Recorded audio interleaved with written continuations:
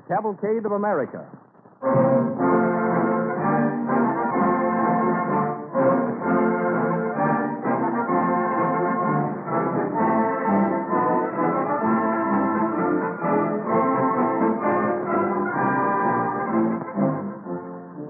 DuPont, one of America's oldest industries, presents The Cavalcade of America, a series of episodes from American history, stories showing the qualities of mind and spirit that have made America and the American people what they are today. Distinguished educators, prominent in the American Historical Association, have cooperated in this series to achieve historical accuracy. Throughout this pageant of American life, listeners will find the inspiration that accounts for the forward march of American industry, agriculture, science, and art. In the realm of research chemistry, where the name of DuPont is known the world over, the will to achieve, to build and rebuild, to produce better things for better living is but a reflection of traditional American spirit.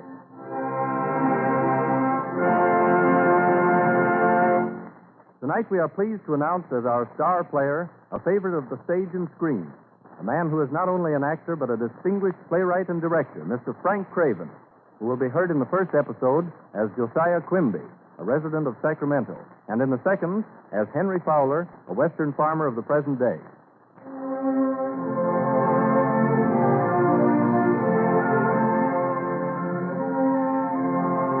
Tonight, the Cavalcade of America recreates two outstanding examples of the will to rebuild, events characteristic of thousands of similar happenings in American history.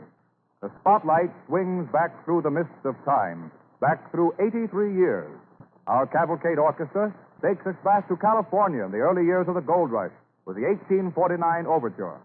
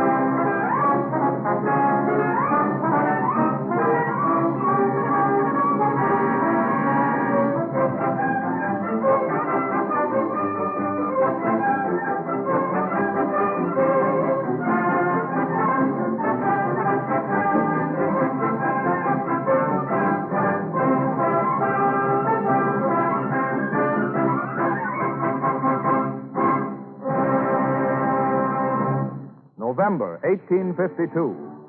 4 years have passed since the cry of gold, gold went ringing round the world, but still the mad rush to California continues. On the Sacramento River stands a flourishing young town, the town of Sacramento. On this day in November 1852, a newcomer in front of the Avalanche Hotel stares curiously at the curbstones along the main street. What's the idea of curbstones as high as a man's head? Well, that's to keep the water from washing the buildings away. Huh?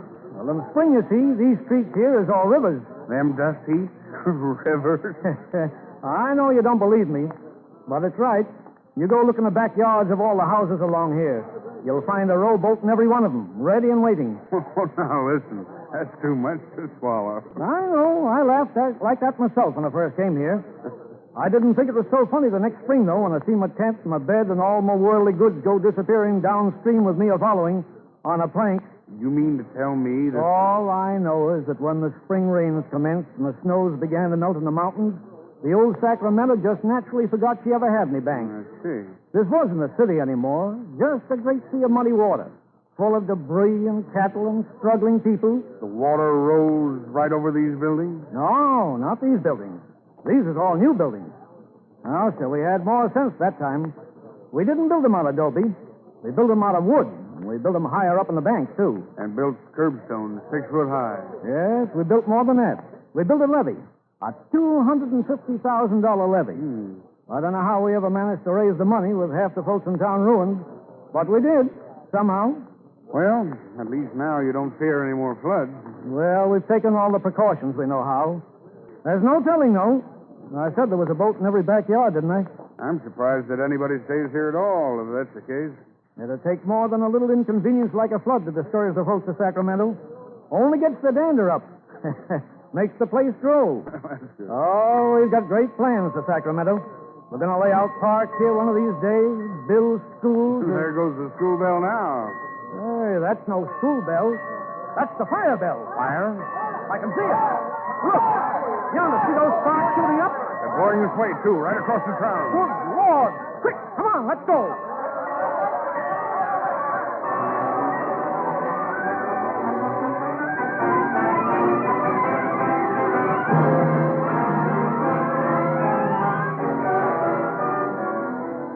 For many hours, they struggled against the devastating flames. Building after building fell to the ground in spite of their efforts. Josiah Quimby and the others stood watching Sacramento become a mass of smoldering ruins. There goes the last block of buildings. While we stand here watching. There's nothing else we can do. Yeah, there's plenty we can do. We can be making plans. Plans? Plans for rebuilding the town. It might be a good idea to let the fire burn itself out, mightn't it? Before we start talking about rebuilding. If we rebuild at all, What do you mean, Jim Hapgood, if we rebuild? Of course we're going to. this ain't the first time that Sacramento's been destroyed. No. Twice already the town's been wiped out by floods, and now comes this fire. Well, Jim, sometimes the Lord has a way of trying our souls to see what stuff we're made of. And he's going to find out, too, pronto. He's going to see the city of Sacramento rise up out of these ashes bigger and finer and stronger than ever. Well, we've got no time to lose. Cold weather will be on us before we know it. We ought to start rebuilding just as fast as we can get the debris cleared away. Well, we can get lumber up here from San Francisco in a couple of weeks. Yeah, we'll need more than lumber than San Francisco's got to rebuild all of Sacramento. Well, there's big supplies in Stockton, Marysville, Nevada City. We'll need all of them. All the lumber we can lay our hands on. Hundreds of thousands of feet of it. Hundreds of thousands? That's $70 a thousand? That's the price they're asking in the market now. But just let them hear what's happened. Let them find out that Sacramento's been destroyed by fire, that we need lumber the worst way in the world, no matter what it costs. Yell loud enough, and perhaps they will hear about it down in San Francisco. But keep quiet till after we've put our order through. How can you keep a thing like this quiet? The burning of one of the biggest cities in California, the news will travel like lightning. You know how slow the mails are. If we start out right now, tonight, and stop for nothing, we ought to get to San Francisco and the rest of these places before anybody else traveling that way carries the news to them. And if they do hear of it before you get there... Well, then that'll be just one more piece of hard luck for Sacramento. But at least we can try.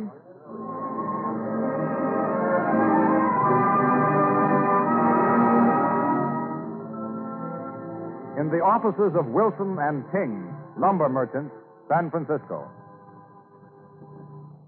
There you are, Mr. Quimby. There's your order. The biggest order, I don't mind telling you, that we've had the pleasure of filling since we started our business here in San Francisco. And if you'd had any more lumber you could have sold me, I'd have bought that, too. You're a speculator? No, I'm just acting as agent. Do you mind telling me for who? Some folks in Sacramento. That's funny. There's another fellow in town today, you understand, from Sacramento, doing the same thing. The same thing? Buying lumber. Ordered a raft of it from one of our rivals. You don't say. You folks must have a lot of faith in the future of Sacramento if you figure on using all this stuff. Yes, we have. Well, I hope you don't get stuck with it. No, I don't think we will. Not now. Where is it you want me to sign this order? Right there, where I made that pencil mark. I see. And your signature goes underneath. That's right. I see. 100,000 feet, $70 a thousand. Yep. All right. There. There you are. Now, if you'll just give me the pen, I'll put my John Hancock under it. There you are. Hey, Mr. King. Mr. King. What's the idea of rushing in here like a wild bull, Tom? Anybody think the city was on fire? Well, it is. I mean, it has been. There has been a fire. What? No, not here. Sacramento's been destroyed. Burned to the ground. You sure? Who told you? A couple of prospectors. The city's wiped out, they say. Not a house left standing. This gentleman here has just come from Sacramento. Oh, sure. There's a bunch of gentlemen just come from Sacramento. They bought up all the lumber in the market at $70 a thousand. Well, they're not buying it from us at any such price. This order's canceled, Mr. Quimby. Don't you dare tear up that order. It's canceled, I tell you. You signed it. You got me to sign it under false pretenses. You didn't tell me what you wanted all that lumber for. Are you in the habit of making your customers tell you what they're going to do with the lumber that they buy from you? You took an unfair advantage of me. I didn't know what had happened. I didn't know Sacramento had burned. No, you didn't know that the city was destroyed, that its people were homeless, that they'd lost their houses, their places of business, everything they owned. But now that you do know, you're going to try and profit by it. You're going to hit them when they're down. You're going to charge them an outrageous and exorbitant price for the lumber that they need so desperately to put roofs over their heads. Well, we're not asking you to give us this lumber, Mr. King. We're only asking you to sell it to us at a fair price. Well, what do you think, Mr. King? All right, Mr. Quimby. Your order stands.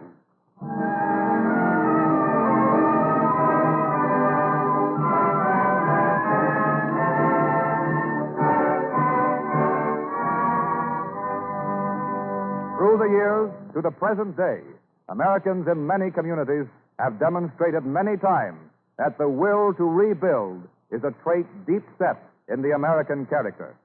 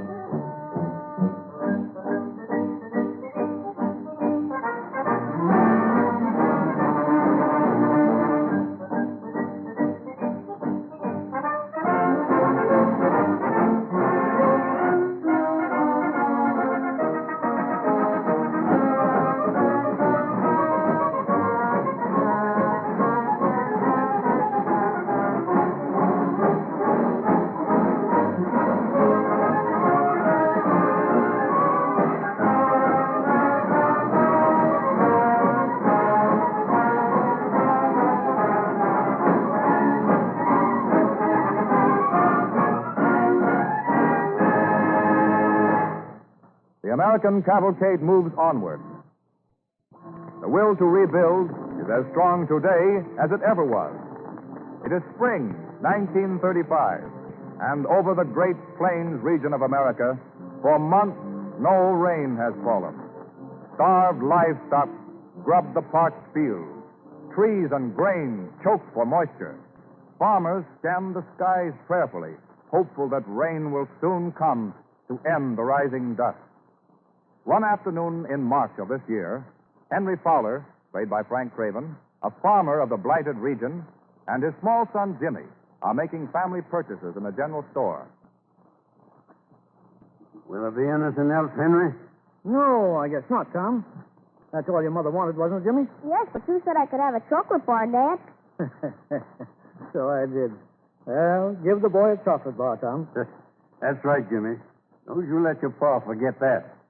Yeah. Here you are. Thank you, Mr. Wilson.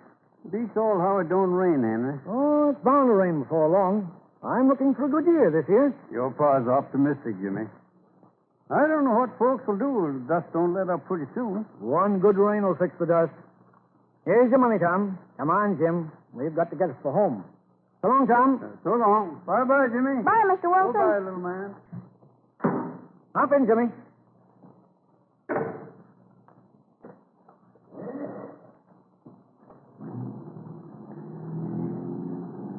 It's getting dustier than ever. Gee, Dad. What did he mean?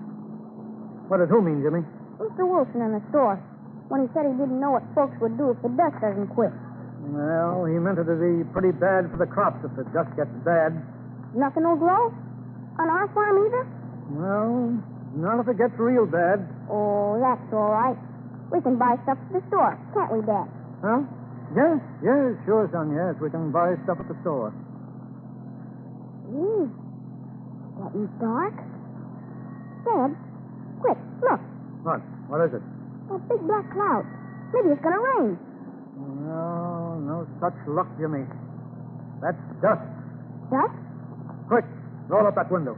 I'll turn on the lights. It's getting just like night out. Now, don't get scared, son. We're almost home. I'm not scared, Dad. It's getting worse by the minute. Hold your cap to your face, Jimmy. All right, Dad. Are you scared, Dad? No. No, but we won't be able to see the road if I hope your mother is... The car stopped, Dad. Huh.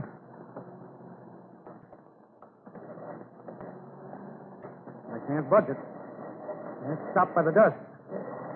Well, we'll have to leave it here. Come on, get out and climb up on my back. Come on. All right. Oh, gee, Dad. The dust hurts my eyes. We'll be there in just a minute, son. Hang on.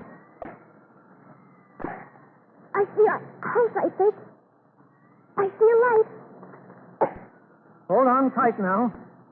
We'll make it. Look, Dad. Something in the road.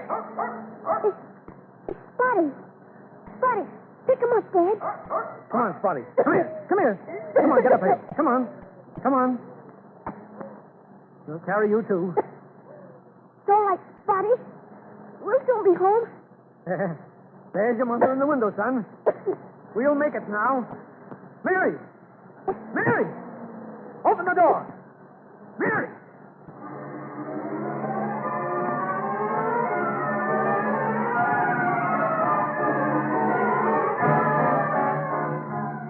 March 25th, 26th, 27th, 28th, March 29th. 5 endless days and nights the dust storm rages, the worst in the history of the Southwest.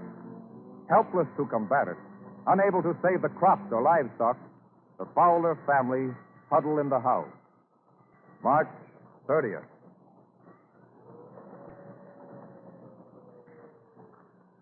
Henry, what are we going to do? Well, there's nothing we can do, Mary. Just sit and wait. That's all. That's all there is to do. Dad, you mean I can't ever go to school again? Sure, Jimmy. Just as soon as the storm dies down. Just as soon as the storm dies down. Just as soon as the storm dies down. Mary. I'm sorry, Henry. But I can't stand it much. You won't have to, Mary. Can't last forever, you know. Oh, I suppose not. 5 days. Oh, look at this house. Dust. Dust. Dust everywhere.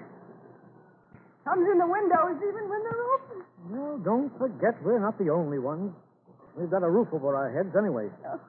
Gee, I feel sorry for the cattle and sheep and dogs like Spotty if they're outside. Don't you think you ought to go to bed, Jimmy? Oh, no. I can't sleep anyway with the old dust on my nose. Golly, I wish I could look out of the window. Ain't it funny to have the lamps lit all the time, in the daytime even? Henry, do you think the farm's gone? Well, don't be discouraged, Mary. I know it's bad, but we've just got to make the best of it. But we had the crops all in. Well, we'll put them in again. Then, if we get just one good soaking rain. If we get a good rain. Oh, if we could only have a little rain.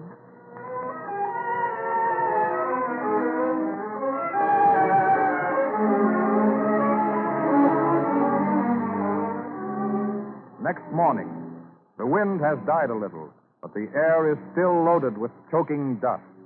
There has been no dawn, no sun. Did you get any sleep, Mary? Yes, a little, Henry. It's so hard to breathe. Oh, of course, the wet paws hurt. Oh, I wish I could do something. Anything except just sit here. I can see out of the window. Ooh, look at that cherry tree. The whole trunk is buried. Can I go to school today, Dad? School? Mary? That gives me an idea. What? Wait a minute. What's Tom's number? Wait. Tom, I know. Hello. Central? Are the lines open? Good. Central, call 74, ring 2. Yeah. Hello? Hello, Tom? This is Henry. Is anybody getting through to town? A few, huh? Well, look. Can you be at the schoolhouse in 2 hours? Fine. Tom, phone some of the neighbors on your line, and I'll call the folks around here. Yes. Tell them to be at the schoolhouse in 2 hours. Well, tell them to get through somehow. I'll see you later. Oh, but you can't do it, Henry. You know the car's broken down. Well, then I'll make it on foot. Hello, Central. 87, ring 1.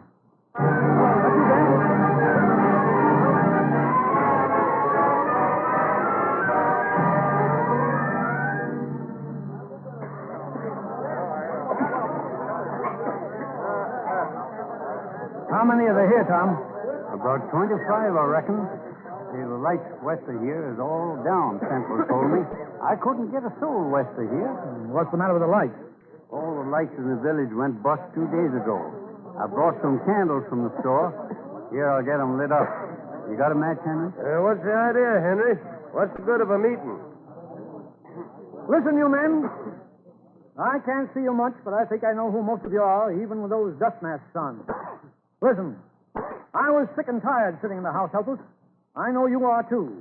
I thought if we got together, we'd find out who needs help the most. I thought it might give us courage to go on if we decided to do something about this thing. I done mine this morning. I shot 4 head of the finest cattle ever raised. Starving there was. I seen the wind blow seeds right out of my land. What can you do about that? Yeah. George and me had to shut down our feed mill. We was grinding sand in the flour. Well, I know what I'm going to do. And right quick. I'm going to take my wife and kids and get out of here. The dust has got my farm. It can keep it. Well, where will you go? Well, there's no dust further north of here, they tell me. John, there's been 18 million acres of land in the Southwest hit by dust storms in the last 2 years. Anyway, any place else than here is not our country, John. Well, I guess that's right, Henry. Our homes are here. It's where we were born and raised, most of us. Yes, and it's good land, dust or no dust. We'd fight, wouldn't we, if anybody tried to drive us out? Well, that's what the dust is trying to do. Well, are we going to let it? Well, Are we going to let a few days of a dust storm make quitters out of us? We've had to eat dust. Are we going to let it beat us? You bet we're not. But what we want to do now, boys, is to check up the damage that's been done. Some of us have been harder hit than others, and we've got to pitch in and help them first. That's right. Yeah, well, now, you see, the wind died down last night. In a few weeks, we'll be What's the matter? Look, it's getting lighter outside. huh? The sun's coming out. The sun's coming out. I told you, boys.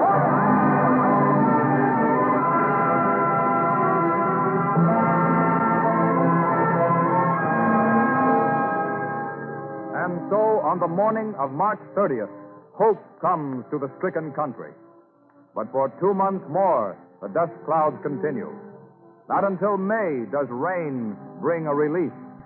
Ever hopeful, the farmers put in another planting, care for their livestock, hold courage in their hearts, and finally reap a full harvest. And so, one day this fall, Henry Fowler and Jimmy are jogging again over the same road toward the general store.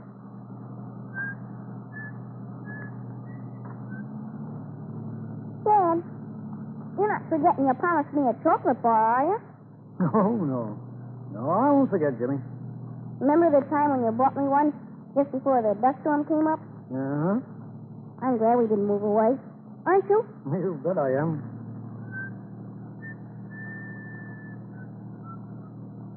Will I own a farm someday when I grow up? Of course you will. Just like your grandpa and me.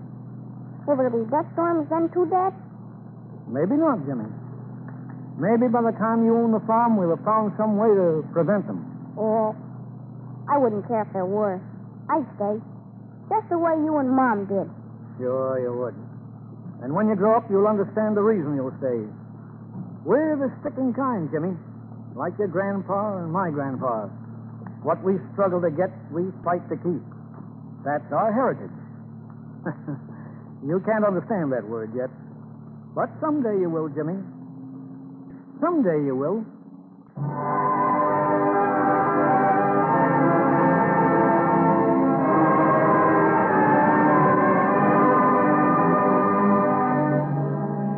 And that belief, passed on from father to son, has become one of America's real riches. We salute their courage, both the fathers who have handed down the will to rebuild to their sons, and their descendants, who today are carrying on this outstanding attribute. Heroes in the Cavalcade of America.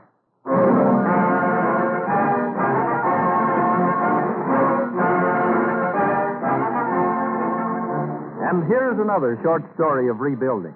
The story of an amazing conquest in the realm of agriculture.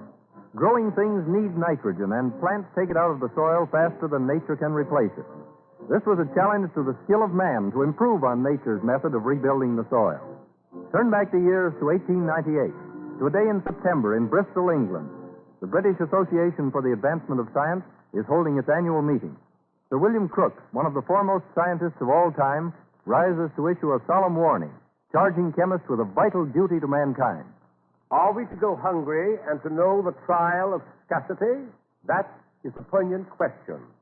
Let us remember that plants create nothing. There's nothing in bread that is not absorbed from the soil in the air. And unless nitrogen is returned to the soil, its fertility must ultimately be exhausted. The fixation of atmospheric nitrogen, therefore, is one of the great discoveries awaiting the ingenuity of chemists. It is deeply important in its practical bearings on the future welfare and happiness of the civilized races of mankind. Sir William gave this warning to the world because he feared the natural deposits of nitrates in South America would be exhausted unless some other source was found. Fortunately, chemists accepted his challenge, rolled up their sleeves, and went to work. By 1902, they actually had succeeded in capturing the nitrogen from the air, experimentally to be sure. But the job of rebuilding the soil was on its way. American chemists were pioneers in the first stages of this work.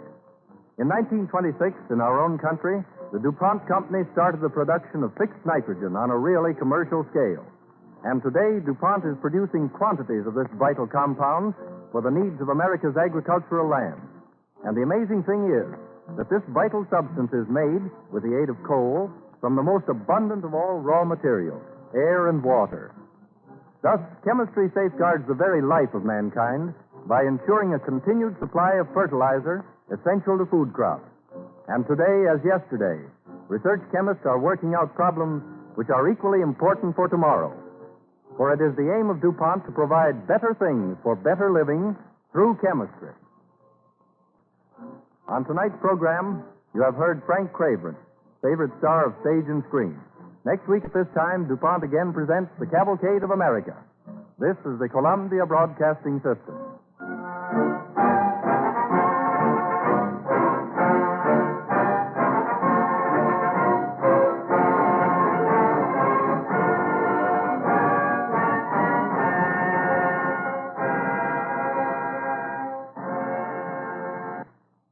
WABC, New York.